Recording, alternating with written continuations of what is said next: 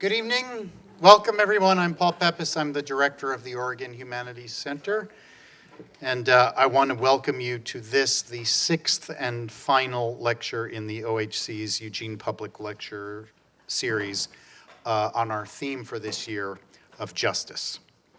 Before I introduce tonight's speaker, award-winning author Ben Fountain, I have a few announcements, which I always do. Our information table is in the lobby. You may have seen it when you were coming in, where you can find out about OHC events, OHC co-sponsored events and programs, and you can sign up for our newsletter and our mailing list. We'll have time after the talk for Q&A, and there'll be a book signing after the talk as well, so you can get an autographed copy of one of Ben's books. Because we're live streaming the lecture, when we do the Q&A, please come to the front and speak into one of the microphones, and make sure to speak into the microphone. I have a problem not speaking into the microphone. I got in trouble the last lecture that I introduced, so that the people who are watching online can hear the question. And finally, I need to give my usual thanks. First, many thanks to our collaborators in EMU Event Services and the Center for Media and Educational Technologies for their logistical and technical support. And special thanks, as always, to the Oregon Humanities Center's amazing staff, our Associate Director, Julia Hayden, our Program Coordinator, Melissa Gustafson, our Communications Coordinator, Peg Gerhardt, our Student Assistant, Christy Creighton, and I'll also thank Michael Bardosi, who's one of our friends who helps us very often. He hasn't had to do crowd control tonight, but he often does. Without the help of our incomparable staff and collaborators, the OHC would never be able to organize events like this and host leading public intellectuals, scholars, and authors like our speaker tonight, writer and journalist Ben Fountain. Fountain will present this year's Kritikos Lecture in the Humanities. Established in 1993 through a generous gift from two of the OHC's most loyal Portland patrons, the Kritikos Professorship brings to the university and the state of Oregon distinguished scholars, critics, and leaders in the humanities. From the Greek, Kritikos translates roughly as able to judge, evaluate, and criticize. As the term suggests, the Kritikos Professorship was created to foster the education of UO students and faculty and to promote intelligent, critical public discourse across our state. Kritikos professors are known for speaking their minds, even if what they have to say is provocative or unfashionable. Anyone who has read Ben Fountain's writing, whether his searching and beautiful works of fiction or his challenging and penetrating essays, will immediately appreciate why he is such a fine choice as this year's Kritikos professor and the culminating speaker of our series devoted to the theme of justice. In everything he writes, Ben Fountain demonstrates an astonishing moral rigor, a relentless critical intelligence, a sharp eye for human hypocrisy and absurdity, and a deep and expansive compassion. His work offers as clear and persuasive a case as you will find for the incomparable power of literature and the humanities to illuminate our strengths and our weaknesses and our errors, and to prompt us to live more just and humane lives. Ben Fountain is the author of the PEN/Hemingway award-winning short story collection Brief Encounters with Che Guevara, and the National Book Critics Circle award-winning and National Book Award-nominated novel, Billy Lynn's Long Halftime Walk. He's currently writing a series of articles for The Guardian newspaper in Britain about American politics and the 2016 presidential election. Tonight, Ben Fountain will explain America in 60 minutes or less. Please join me in welcoming Ben Fountain.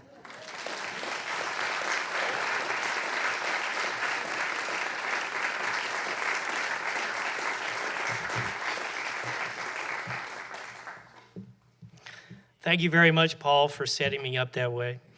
And, I want to know why everybody laughed when the Guardian series was mentioned. I mean, I guess we have punched all the way through to utter absurdity and surrealism at this point.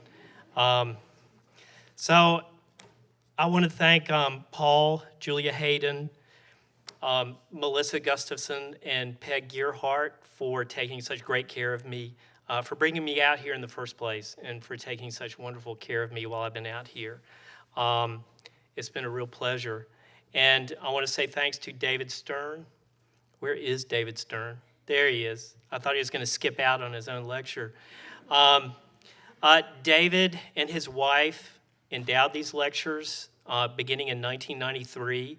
So this is the 22nd year. That's not nothing in this day and age. It's been a great run, and I'm proud to be a part of it, and I'll try not to blow it. So, yes, David.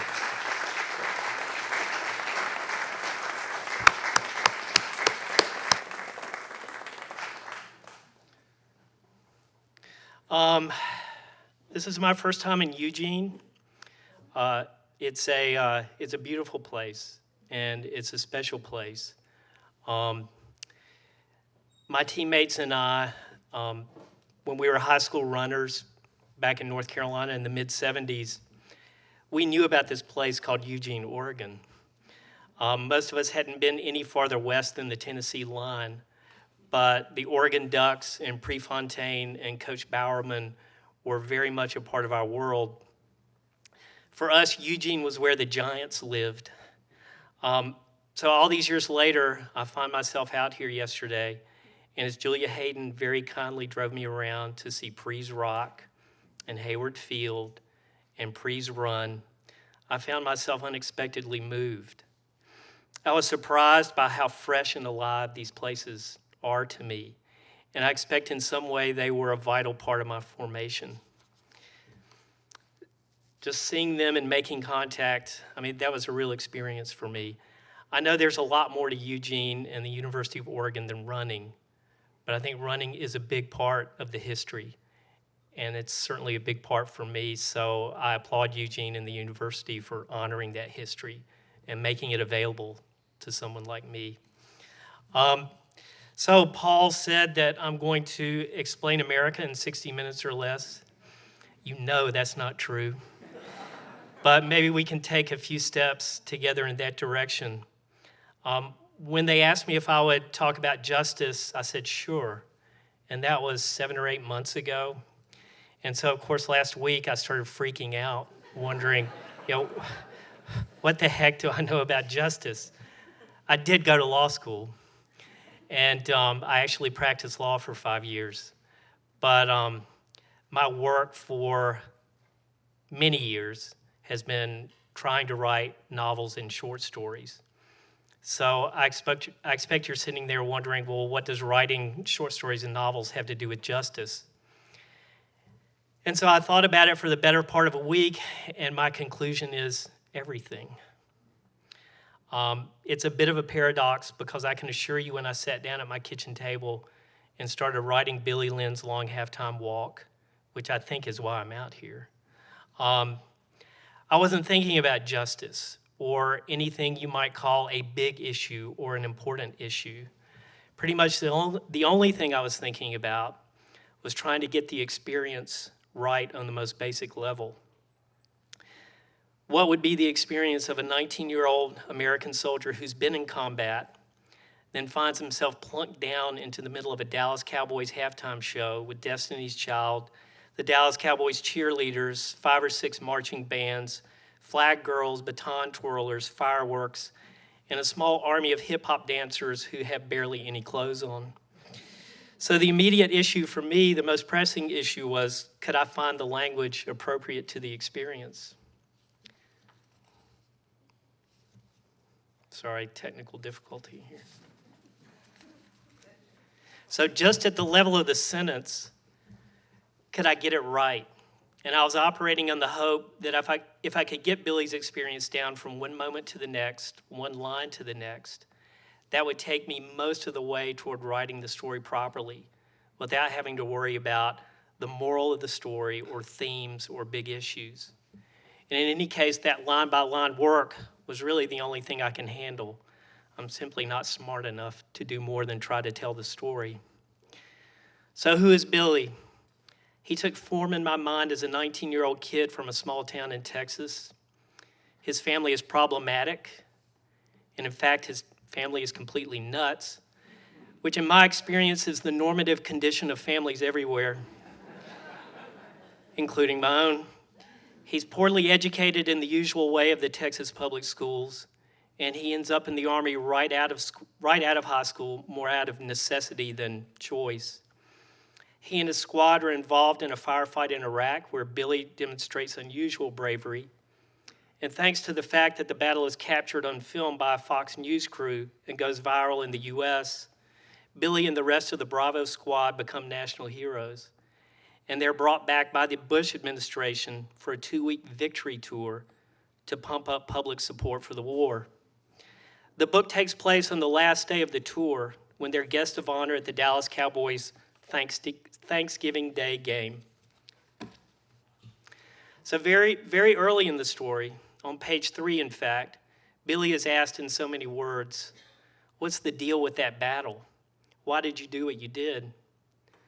So if you would imagine for a second me sitting there at my kitchen table, and I've written all the way to page 3, and I'm just groping along line by line, just trying to get it halfway right. I had only the vaguest idea of where the story might be going. I didn't know where to start. I sure didn't know where it was going to end up. And I had only a few stray bits of scenes to get me going. And this, in a nutshell, lays out the basic problem of doing this kind of work, which is you can't write the story unless you know what the story is. But you don't know what the story is until you write the story. And that's why writers drink.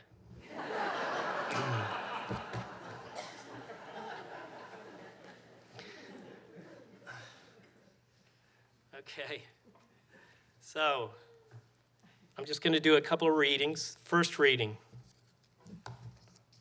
"What were you thinking during the battle?" the pretty TV reporter in Tulsa asked. And Billy tried. God knows he tried. He never stops trying. But he keeps slipping and sliding, corkscrewing away, the thing of it, the ineffable whatever. "I'm not sure," he answered. "Mainly it was just this sort of road rage feeling. Everything was blowing up and they were shooting our guys, and I just went for it. I really wasn't thinking at all." His chief fear up to the moment the shooting started being that of fucking up. Life in the Army is miserable that way. You fuck up, they scream at you. You fuck up some more, and they scream some more.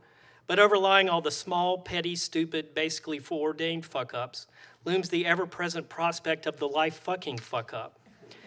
A fuck-up so profound and all-encompassing as to crush all hope of personal redemption. So I'll go ahead and warn you right now, there's a lot of profanity in this book. And for any of you who are in the military, have been in the military, or have spent any amount of time around soldiers, you may have noticed that a certain amount of cussing is going to surface in pretty much any conversation. And in fact, to say that soldiers are profane is a little bit like saying Donald Trump has funny hair. Soldiers are operatically profane, transcendently profane, and endlessly creative in devising new and better ways to express their particular point of view.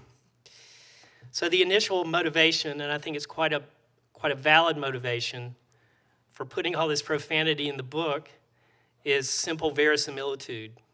If I'm going to write a story in the vein of realism about modern-day American soldiers, fidelity to the subject requires that I be as true to life as possible in portraying the way they talk. And yes, I've done readings with my mother in the audience and apologized to her beforehand, and she just shrugged and shook her head. So I trust that is straightforward enough, the verisimilitude issue. But I think a more interesting question, and maybe the more useful question, and certainly the harder question, is whether the profanity in Billy Lynn has anything to do with justice. But allow me a digression. In the 1930s, Ezra Pound published an extraordinary little book titled The ABC of Reading, which is still in print, by the way. And in this book, he devotes a good deal of thought to language and its uses. Early on, he makes the basic point that a particular statement is good, that it has meaning to the extent that it corresponds with the facts. He goes on to say this: language is the main means of human communication. If an animal's nervous system does not transmit sensations and stimuli, the animal atrophies. If a nation's literature declines, the nation atrophies and decays. Your legislator can't legislate for the public good. Your commander can't command. Your populace, if you be a democratic country, can't instruct its representatives save by language. So notice he mentioned literature. If a nation's literature declines, the nation atrophies and decays. That's a bold statement. And if it was ever true, I wonder if it still holds true in the age of nuclear weapons and mass communication and 24-hour media saturation. What does it matter to the life of the country if the novels and poetry collections that are published every month aren't any good? I think that's a real question these days, an open question, and it's one I'm going to have to try to answer for you if I'm going to be any good for you tonight. But first, I think we need to look at what Pound means by literature. He defines literature as language charged with meaning. And great literature, he says, is language charged with meaning to the utmost degree. I think a lot of us, when we hear the word literature, we tend to think of English professors in turtlenecks sitting around the faculty lounge saying things like, "Au contraire," or "I beg to defer." Or maybe we think of poignant novels about redemption and resilience and the triumph of the human heart. Or unintelligible modern poems, or deconstructionism, or spatialism, or those other far-out schools of literary criticism that drive most of us straight to Netflix. I find myself tensing up whenever the word literature gets used because it seems so fussy and far removed from the way life is actually lived. But I think Pound meant something quite different. I think by literature, he was talking about the kind of writing that gets down into the real stuff of life, all the sweat and worry and gut and sex and pain and pleasure of it, the down in the trenches human tumble that we're all flailing around in. Writing that corresponds to the facts, to lived experience in the fullest sense. Writing that sees things as they are and tells it straight. So when Pound talks about literature or literary qualities, he doesn't mean a bunch of frills or doodads or fancy turns of phrase, but rather meaning in the most profound sense, facts in the most profound sense. So, was I trying to make literature when I wrote Billy Lynn? No. If I'd been thinking about literature when I was sitting there at my kitchen table, that would have been the psychological equivalent of having 1,000 Norton anthologies pressing down on my head. I would have been crushed by the sheer weight of the concept. The best I could do, the absolute most I could do, was to try to get the soldier's experience down on the page as accurately as I could, one line after another, from one scene to the next. It was my sense that this would be an intense day for the Bravos, a sensory overload kind of day. For starters, there's all the pageantry and noise of a big-time American sports event. And in the midst of all this, the Bravos have a press conference and make a commercial. They're hosted by the owner of the Dallas Cowboys in his luxury suite. They hang out for a few minutes with the cheerleaders. They mingle with some of the richest and most powerful people in America. They'll take part in the halftime show with Beyonce and Destiny's Child. And as soon as the game is over, they'll get in their limo and be driven back to Fort Hood. And the following day, they'll return to Iraq and go right back into combat. So it's an intense day for them, kind of a crazy-making day. They're getting whipsawed in a lot of different directions. And I felt like my best hope for writing about this in a genuine way would be by twisting and torquing the American language into something resembling a literary nervous breakdown. As for Billy in particular, what's his experience? For starters, he's a 19-year-old heterosexual American male in peak condition and the best of health. So what could possibly be on his mind? So after a lot of thought, oh, and here's a clue, he's a virgin. After a lot of thought, I'll read you a scene where early in the book, someone suggests that since he's a hero, he be allowed not just to meet Beyonce, but to sleep with her. So,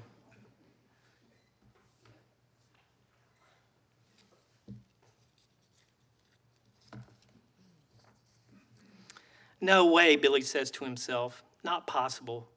Not that he necessarily would if given the chance, though probably, maybe. Okay, definitely. Or it depends. He decides he wants both more and less. He'd like to hang with Beyonce in a nice way, get to know her by doing small, pleasant things together like playing board games and going out for ice cream. Or how about this, a 3-week trial run in some tropical paradise where they can hang together in that nice way and possibly fall in love, and meanwhile fuck each other's brains out in their spare time. He wants both. He wants the entire body-soul connect, because anything less is just demeaning. Has the war done this to him, he wonders, inspired these deeper sensitivities and yearnings of his? Or is it just because he's going on his 20th year of life?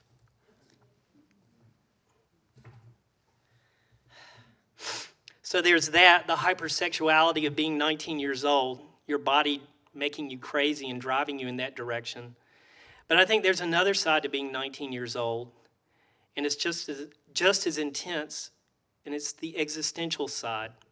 I think most 19-year-olds, and even the ones who are like me, extremely callow, and totally clueless, even if they don't know it, on some level they're wrestling with the most profound questions a person can face. Who am I? What am I doing here? Is there a place for me in the world? How do I live a decent life, and what does that even mean, living a decent life? For Billy, these life questions, that 19-year-old existential angst, is even more urgent. You might say he's been shocked into full consciousness by what happened in Iraq, that ultimate life and death reality of combat. For him, life's not a game. He's operating about as far from virtual reality as a human being can get. So on this day at Texas Stadium, he's looking around and thinking and trying to figure out his life, not just who he is himself, but the larger world as well, why things are the way they are. You might say Billy's moral sense has been activated by his combat experience. He's been away, and now that he's back, he's seeing his country with new eyes. His moral sense is telling him something's up, something weird and strange that he can't quite get his head around, but it's been pressing on him for the whole 2 weeks of the Victory Tour. And it has something to do with this disconnect he feels between himself and all the civilians he's meeting. So I'm going to read you a couple of pages from Billy at Texas Stadium, and he's wondering about this disconnect as fans keep coming over to thank the Bravos for their service.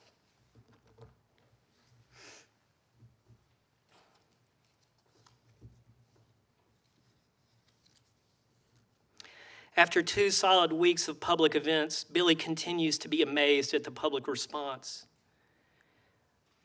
The raw, wavering voices and frenzied speech patterns, the gibberish spilled from the mouths of seemingly well-adjusted citizens. They mash in close, push and shove, grab at his arms and talk too loud, and sometimes they break wind, so propulsive is their stress. We appreciate, they say, their voices throbbing like a lover's. Sometimes they come right out and say it, we love you. We are so grateful. We cherish and bless. We pray, hope, honor, respect, love, and revere, and they do. In the act of speaking, they experience the mighty words, these verbal arabesques that spark and snap in Billy's ears like bugs impacting an electric bug zapper. People could not be more supportive or kindlier disposed, yet Billy finds these encounters weird and frightening all the same. There's something harsh in his fellow Americans, avid, ecstatic, a burning that comes of the deepest need. That's his sense of it. They all need something from him, this pack of half-rich lawyers, dentists, soccer moms, and corporate VPs. They're all gnashing for a piece of a barely grown grunt making $14,800 a year. For these adult, affluent people, he is mere petty cash in their personal accounting. Yet they lose it when they enter his personal space. They tremble. They breathe in fitful, stinky huffs. Their eyes skits and quiver with the force of the moment, because here, finally, up close and personal, is the war made flesh, an actual point of contact after all the months and years of reading about the war, watching the war on TV, hearing the war flogged and flacked on talk radio. It's been hard times in America. How did it get this way?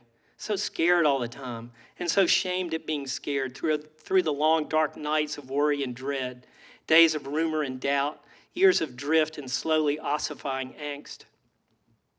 You listened and read and watched, and it was just so obvious what had to be done. A mental tick of a mantra that became second nature as the war dragged on. Why don't they just send in more troops? Make the troops fight harder, pile on the armor and go in blazing, full frontal smackdown and no prisoners. And by the way, shouldn't the Iraqis be thanking us? Somebody needs to tell them that. Would you tell them that, please? Or maybe they'd like their dictator back. Failing that, drop bombs, more and bigger bombs. Show these persons the wrath of God and pound them into compliance. And if that doesn't work, then bring out the nukes and take it all the way down. Wipe it clean, reload with fresh hearts and minds. A nuclear slum clearance of the country's soul. Americans fight the war daily in their strenuous inner lives. Billy knows because here at the contact point, he feels the passion every day.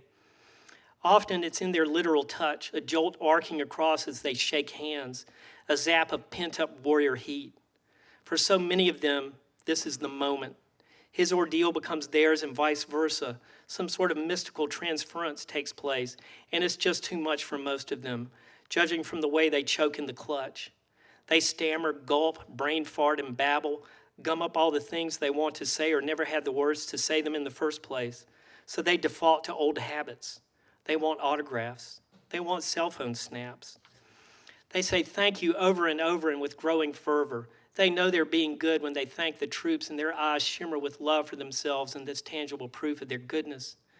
One woman bursts into tears, so shattering is her gratitude. Another asks if we are winning, and Billy says we're working hard. You and your brother soldiers are preparing the way, one man murmurs, and Billy knows better than to ask the way to what.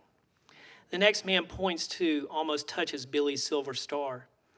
That's some serious hardware you got, he says gruffly, projecting a flinty man-of-the-world affection. Thanks, Billy says, although that never seems quite the right response.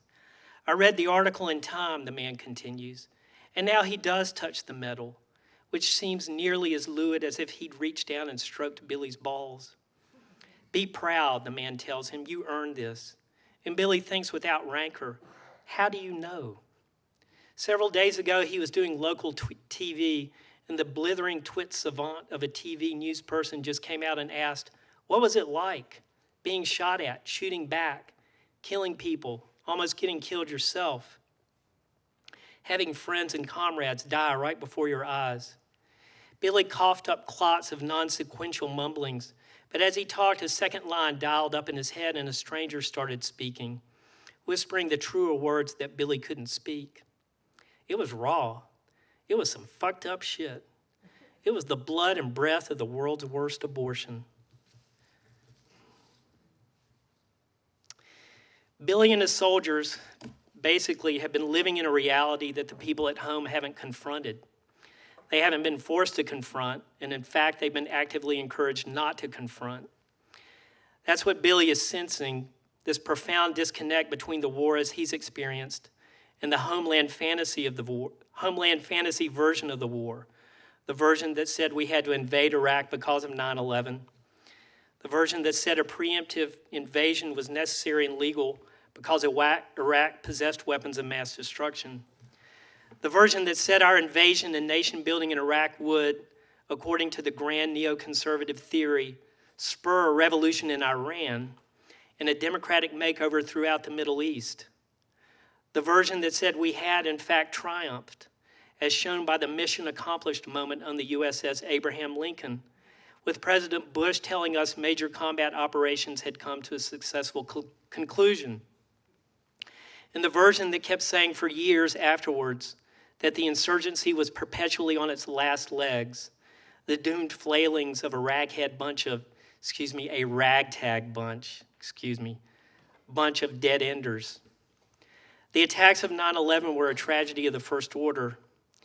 They inflicted on us a harsh and complex reality, and the main part of our response to that reality was to invade a country that had nothing to do with 9/11. So a second digression. Please bear with me. I want to examine some words from the man who conceived and stage managed that mission accomplished moment on the Abraham Lincoln. That man was none other than Karl Rove, otherwise known as Bush's brain. And in October of 2004, he sat down for an interview with the journalist Ron Suskind that was subsequently published in the New York Times Sunday magazine. Rove explained in remarkably frank terms the Bush administration's approach to power, and I'll quote, "You in the reality-based community, journalists, historians, policy wonks, believe that solutions emerge from the judicious study of discernible reality. But that's not the way the world really works anymore. We're an empire now, and when we act, we create our own reality. And while you, Ron Suskind, journalist, are studying that reality, judiciously as you will, we'll act again, creating other new realities, which you can study too. And that's how things will sort out. We're history's actors, and you, all of you, will be left to just study what we do." So in essence, what Karl Rove is saying is, who cares what the reality of a situation is when you have the power to remake reality at will? The judicious study of discernible reality, in other words, the past 500 years of Renaissance empiricism and Enlightenment principles, goes straight out the window because we're an empire now, and the world is whatever we want it to be. So what's the risk of invading a country about which we know virtually nothing, with no coherent plan for occupation, or implementing our stated goal of establishing democracy, or for our eventual withdrawal, or for paying for the whole damn monumentally expensive enterprise? We tried this before not that long ago. That was the enterprise called Vietnam. It ended pretty disastrously by any measure. But why bother studying Vietnam now that we're an all-powerful empire? Whatever the discernible reality might be, whatever the truth might be, the kind of truth that might be revealed by clear seeing and clear thinking, and by stating that truth in correct and honest language, all that stuff's irrelevant, according to the Rovian concept of power and empire. And yet, it's not just journalists like Ron Suskind who Rove was dissing. That judicious study of discernible reality that Rove thought so little of. You might say Billy Lynn and his fellow soldiers have been engaged in a heightened form of that during their time over in Iraq. It's my distinct impression, and the veterans here can confirm this or not, it's my distinct impression that soldiers in a combat zone are engaged in judicious studies of discernible reality every time they go outside the wire.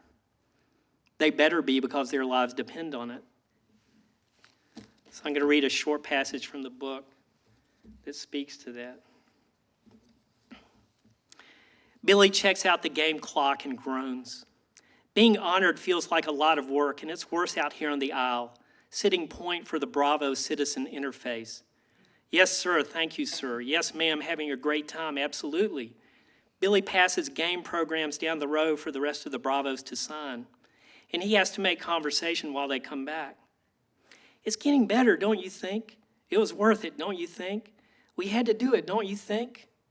He wishes that just once somebody would call him a baby killer, but this doesn't seem to occur to them, that babies have been killed. Instead, they talk about democracy, development, WMDs. They want so badly to believe he'll give them that much. They are as fervent as children insisting Santa Claus is real, because once you stop believing, well, what then? Maybe he doesn't come anymore? So what do you believe in? Billy doesn't so much wonder as feel the question thrust upon him. Well, okay. Jesus? Sorta. Buddha? The flag? Sure. How about reality?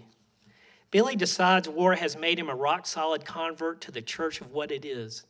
So let us pray, my fellow Americans. Please join me in prayer. Let us pray for the many thousands gone and those to follow.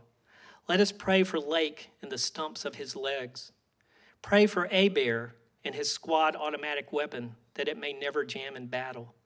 Pray for Cheney, Bush, and Rumsfeld, Father, Son, and Holy Ghost, and all the angels of CENTCOM and the Joint Chiefs of Staff. Pray that it's really about the oil. Pray for armor for the Humvees. Pray for Shroom, who may or may not have eternal life in heaven, but who is most definitely fucking dead here on planet Earth. You might say that reality is the hard bone on which fantasy breaks its teeth. And as the reality of Iraq showed itself to be less than malleable to the Rovian concept of power and empire, we saw the political PR machine go into overdrive with pronouncements like, freedom is on the march, bring it on, we're kicking ass. Not torture, but an alternative set of procedures. Abu Ghraib, that was the work of a few bad apples. Several 100,000 dead Iraqi civilians, the very people we were supposed to be liberating, they were collateral damage. These are words that have only the most tenuous relation to reality, words whose purpose is to obscure and distort, to numb out and dumb down, or to put it another way, the language of advertising. The language of delusion and fantasies and outright lies. Can there be justice without truth? Can we imagine a legitimate system of justice in which judgments are made on the basis of lies, delusions, and fantasies? The Anglo-American concept of justice is bound up inextricably with truth. When a judge issues a ruling, there are two parts to it, findings of fact and conclusions of law. I remember that much from practicing law. The entire apparatus of the adversary system, trials, rules of evidence, the right of cross-examination, the most rigorous testing of competing narratives before an impartial judge and jury. The whole purpose of this system is the determination of truth. What happened? What are the true and correct facts? What's the reality we're dealing with here? So how about if we scale up this Anglo-American concept of justice to the macro level, to the concept of social justice? It's just about impossible, or impossible for me anyway, to conceive of a fundamentally just society whose policies and values are based on lies, delusions, and fantasies. Many of us remember the old civil rights chant, no justice, no peace. We could spin a corollary off of that, no truth, no justice. So, third digression. This is the third and last, and I'm going to inflict a few lines of poetry on you. It is difficult to get the news from poems, yet men die miserably every day for lack of what is found there. That's from a poem by William Carlos Williams, who, in addition to being one of the finest poets this country has produced, was a family doctor who practiced medicine for more than 40 years. This was a man who had a close working relationship with the most basic realities of human life.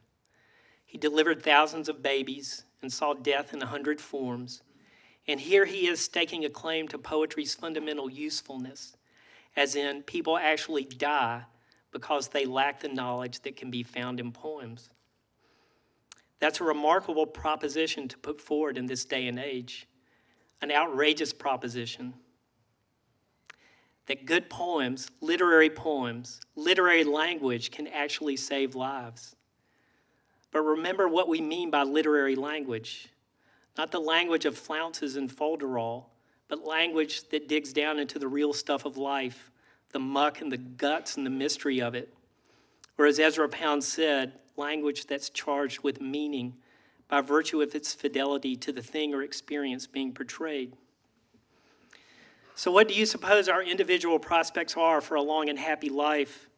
In other words, for not dying miserable deaths, if our worldview is based on lies, delusions, and fantasies?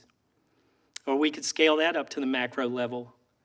What do you suppose is the life expectancy of a country that's lost its grip on reality, whose national consciousness is based on lies, delusions, and fantasies, whose dominant mode of expression is the language of advertising, and whose population staggers around in the Walking Dead equivalent of the numbed out and the dumbed down, without the tools for seeing and describing things as they truly are? Maybe that's how we get wars in far-off lands that go on, and how we get economic bamboozlement on a cosmic scale, and a political system that puts the funk back in dysfunction, And I mean funk in the smelly, rotten fish sense, not the rock on, we're grooving sense. In 2012, Mitt Romney's campaign was called out for running a blatantly false ad about Obama's welfare policies. And in response, a very indignant Romney aide blustered, "We're not going to let our campaign be dictated by fact checkers." Those pain-in-the-ass fact checkers, get them out of here. Just put them in the basement, in a back room somewhere, because we're trying to win an election here, and we can't be tethered to something so petty and trivial as facts. I think most of us would tend to let a statement like that slide. I did the first time I heard it. I mean, it's politics, American politics, and only an idiot would expect anything in the way of truth from politics. But maybe we should be idiots and demand more from our politics. It can't be good for the life of the country when we become so inured to bullshit that year after year we let our politicians get away with telling outright lies. And if you thought previous elections were bad seasons for truth-telling, just look at what's coming. But maybe that's what we deserve for letting our politicians play fast and loose with truth, with language all these years. Language matters. Truth matters. For a young soldier like Billy Lynn, this issue of words and truth and what we've defined tonight as literary language as opposed to the language of lies, delusions, and fantasies, it isn't a theoretical or abstract proposition because it goes to the very heart of how the decision was made to fight these wars and how long we'll continue to fight them and whether more wars like these are likely to follow. To require young soldiers to put their lives on the line for imperial delusions and fantasies, I call that obscene. It's morally obscene. As a practical matter, it can't help but corrupt the life of the country. So, going back to that question I asked at the beginning of the hour, what, if anything, does all the profanity in Billy Lynn have to do with justice? As I was trying to work my way toward a language that would hopefully be genuine, a genuine and authentic way of telling this story, I took my cue more and more from the soldiers themselves, from that extraordinarily rich and incredibly nasty language they invent to deal with whatever military life throws at them. It's a language of infinite resourcefulness, and it has to be, because war consists of one unspeakable thing after another. One unspeakable thing after another. And yet it's human nature to speak. We have to speak. To stay silent goes against everything we are. So how do you put into words what's unspeakable? Theodor Adorno famously said that after the Holocaust, there's no point in writing poetry anymore. I would argue it the other way. That's exactly when we need good poems most of all. Maybe the charged language of poetry or any genre of literature is the only way to put words to the unspeakable. Just as there may be times when profanity, the rawest sort of profanity, is the only expression of human decency left to us. In any case, that's where I tried to follow the soldiers, to that place where words seem bound to fail us but aren't allowed to. They can't be allowed to fail. Not if we mean to hang on to our humanity. If there's anything good in Billy Lynn, if there's any truth, any justice, that's where it started. Not with any great theme or grand overarching design, but with the language that comes out of the soldiers' mouths. Line by line, sentence by sentence, I was just trying to get the language right, and it's no more or less profound than that. Thank you.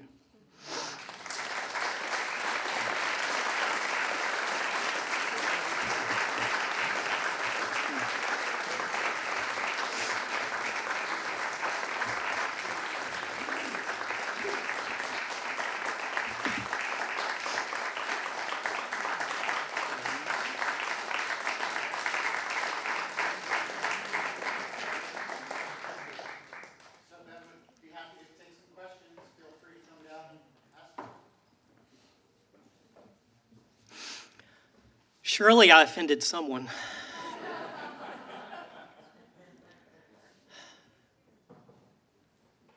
Yes, sir. I'll repeat the question. A lot of what you said reminded me of Chris Hedges in Empire of Illusion. Is that one of the books that you looked at all? I haven't read that book. I think a lot of him. I'm sorry, the question was, this gentleman alluded to Christopher Hedges' Empire of Illusion and asked if I had read that book, and I haven't. It's one of the many gaps in my education, but I'm familiar with his work, and I think he's right on. Thank you very much. I was thinking one of the last things you said was, how do you put into words the unspeakable? And a brother 1 year younger than me has a youngest child as a son who did 2 tours in Afghanistan and 2 in Iraq. And he's home, thank goodness. But in my first conversations after he came home and visited me out here in Oregon, he came to the point where he got lots of questions about what it was like and everything. And I think when he came to the opportunity to put into words the unspeakable, he said the following: I did things I wish I never did.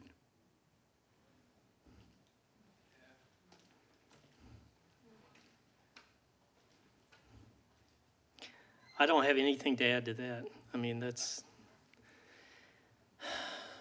I had a question. Yes, sir. I'll bring it to you. But thank you, that's a true thing, he said. And I mean, it happens in every war all the time. And that has to be part of the calculus of a country sending its young people to war. War is a last resort. I mean, it's sin.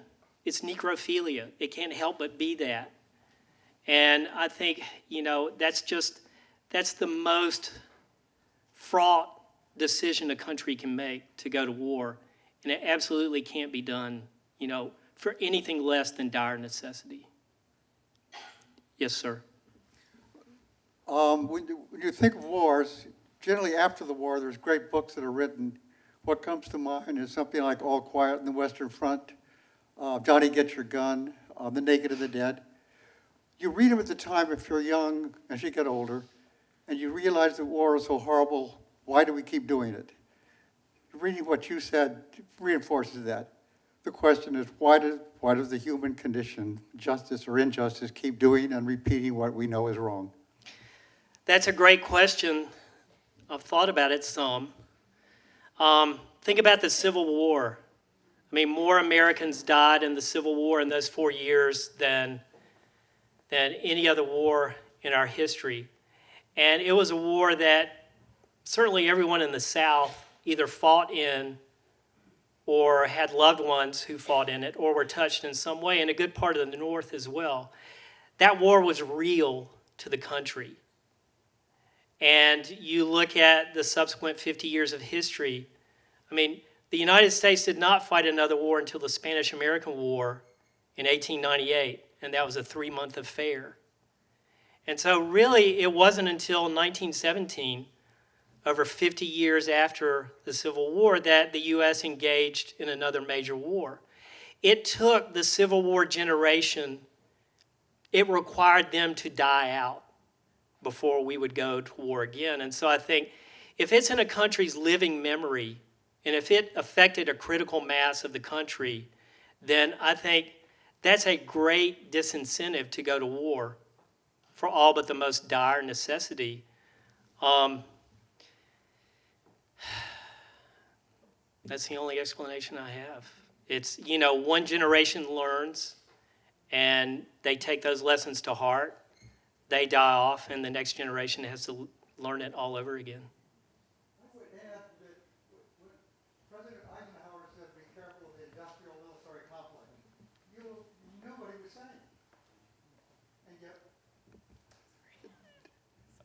yet, there's the rub. You say that there's lulls between, but once it's set in motion by some strong military imperial power, that's the problem. It doesn't stop then. Yeah. Well, I mean, it takes a popular uprising of one kind or another. And we saw that with the Vietnam War. I mean, that war was real to the vast majority of the country. Almost every family had skin in the game. I mean, as long as there was a draft, okay, anybody with a draft age son, that war was real. We don't have a draft anymore. And so I think what it takes to make war real is, if it's not in your own backyard, you have to have skin in the game. Either yourself or someone you love is directly involved. That's when it becomes real, I think. Love makes it real.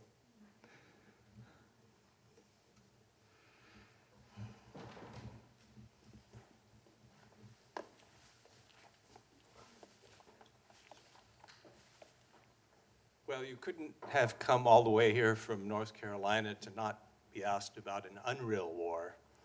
And I think the latest episode in the cultural war seems to be restroom ruckus.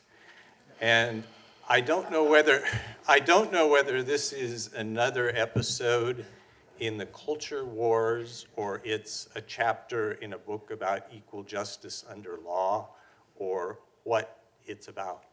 And I'd like your perspective on that. Welcome to Eugene. Well, can I avoid the question by saying I've lived in Texas the last 33 years?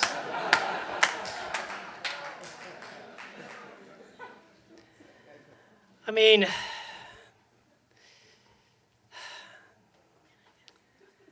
I just don't know what to say. I mean, you all know what I'm going to say, so I don't even need to say it. I mean, it's ridiculous. It's bullshit. It's not so much about what it's not about what it purports to be. It's about something else. I mean, it's about a power structure maintaining power. And what really gave it the lie was they tacked on a minimum wage law with that legislation. Keep requiring municipalities and cities to keep the minimum, like they could not unilaterally raise their minimum wage. And so, I mean, it's very transparent. These people are crude. I mean, they aren't smooth operators. So anyway, you asked. How did you so deeply access the minds of the veterans? Well, I'm not a veteran. I mean, I've never served in the military, and I hesitated a long time. I really wondered whether I have the right to write a book like this. It's not my experience, and I mean, writers write about experiences that aren't their own all the time. And Flaubert wrote about Madame Bovary. He's a guy, she was a woman. I mean, women write from the perspective of men all the time.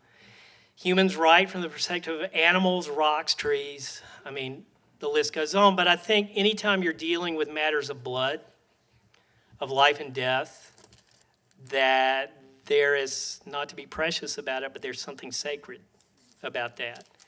And I think you have to approach it with a lot of respect. And so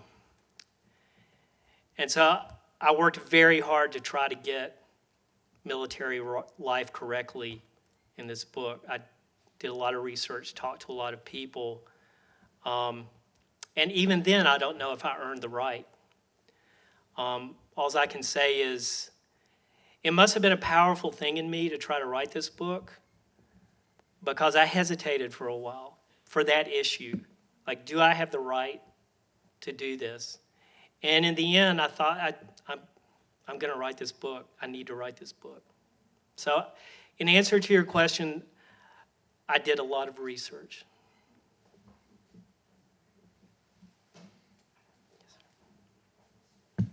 Thanks very much for being here. Just a quick transition. We've had a few. What's going to be going on in your kitchen table as you work with the Guardian and as you think about what to say? Listening to you a bit here, I couldn't help but think about the incestuous relationship, I think, between politics and war. And I'm just kind of wondering what you must be thinking as you, I bet you write by hand first before you type, but that's just a guess. You're right, I do. You must be a poker player. Somehow you know these things. And actually, I have an office now. We converted our garage to an office, so I don't have to write at the kitchen table anymore. That's only for eating now. Well, I mean, so much of what's going on in this current election, I mean, I've lived long enough that I have the strong sense, it's not coming out of nowhere. I've felt like this has been building in American society for a long time. And so when The Guardian asked if I wanted to do this series, I said, yes, but you've got to let me, like, go deep. I'm not going to just, do opinionating pieces, where I just bloviate off the top of my head because, I mean, that's not interesting. It's not going to get us anywhere. So I'm going back to history and, back to the Southern strategy, back to the Puritans, back to, Abraham Lincoln and Walt Whitman. And I'm trying to put this stuff in context. How did we get to Trump? Well, it wasn't just a bolt out of the blue. I've felt like it's been coming for a long time, and he is the logical culmination or next step in where we've been heading for the last 50 years. So, I don't know, I'm trying to get at what's real, the reality of the situation as best I can. So, does that answer your question? Okay. Yes, sir.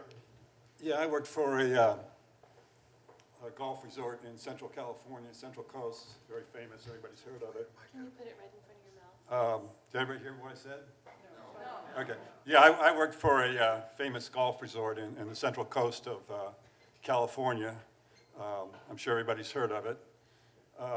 For 11 years, and dealt with rich white males. And for us, middle class, working class, the way they look at us, we're subhumans to them. They don't care about us, they're not respectful to us, and all they care about is power and money. And if they can humiliate the working class and the middle class, they will at every